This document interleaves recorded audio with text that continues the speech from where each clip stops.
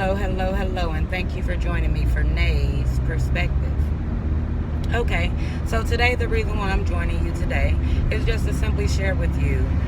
Remember when we was growing up and our parents would always say that I want you to be better than I am, and I want you to be better than I am, and I want you to be better than I am. And when we have our children ourselves, we end up raising them with the same iron fist that our parents raised us with, if not worse, or we too passive, to where we don't be as hard, and we do not raise our children up in the standards and the morals that we were raised up in because we thought that our parents was too hard.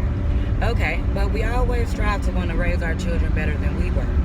And the reason why I say that is because one thing that I realized is that, and the videos that help me, I will make sure I link them down below to where you can hear it as well.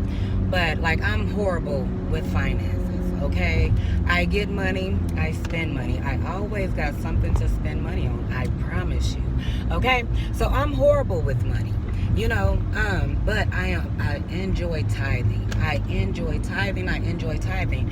And so since me and my children don't have a church home, and things like that, and they are working and everything else, I want to teach them to be wise stewards of their money because their mother is not. Okay, their mother is not. But I have 3 young men, and so I want them to be, mindful and know how to utilize their money, so they can live their best life.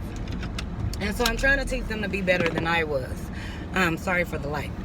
Better than I am. And I'm getting better as well. But I will link the video down below. But I have watched the video, and Lynn Richardson, her name just came to my mind, Lynn Richardson, and she had taught me about the 10-10-30-50 rule. And now that my young men are working, every time they get paid, I take them through the process of breaking down their paycheck to where they don't feel like they're living paycheck to paycheck, or they don't have money to do anything that they want to, and every paycheck they're putting money away for themselves. And so she showed us how to break our paycheck down. 10% goes to tithes and offering, okay, to tithes.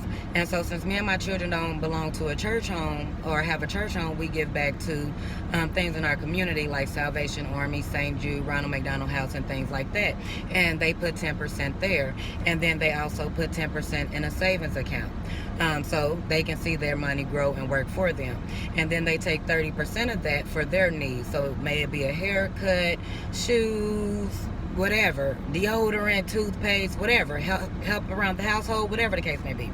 So they set 30% aside for that, and whatever they don't use, I tell them, hey, put that in your savings account. Since you don't got to utilize it for nothing, put it in your savings account, so then you can continue to grow your pot because they want to get a car. And so then 50% goes to pay the bills and the rent and everything else like that. To where if every paycheck they put money away, then when it's time to pay the bills, it don't feel overwhelming, because remember, bills come once a month. And so since it come once a month and they get paid, as often as they do or whatever, they can set money away each paycheck to where when time comes, they got enough and more than enough, and because they have that little security net.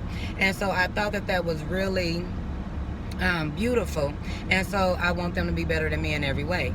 And so I also try to incorporate in them, because I'm not good at that as well, that you keep track of your time. Don't ever trust someone else to account for your time. So I let them know, even though you go in at this time and you go in at this time, when you get your paycheck, look at your paycheck and make sure all your hours is there and that you got paid for your hours, and because I'm horrible at that, if I don't have something to write it down, make it plain, then it ain't going down. You know what I'm saying? So it's just like, I try to teach them how to be better than I am. I try to teach them how to be slow to anger, to be able to just sit, process, and allow people to be people and realize if you want to deal with them or not, but allow them to be them. And so I want them to be better than me. Just like my mother always said, I want y'all to always be better than me.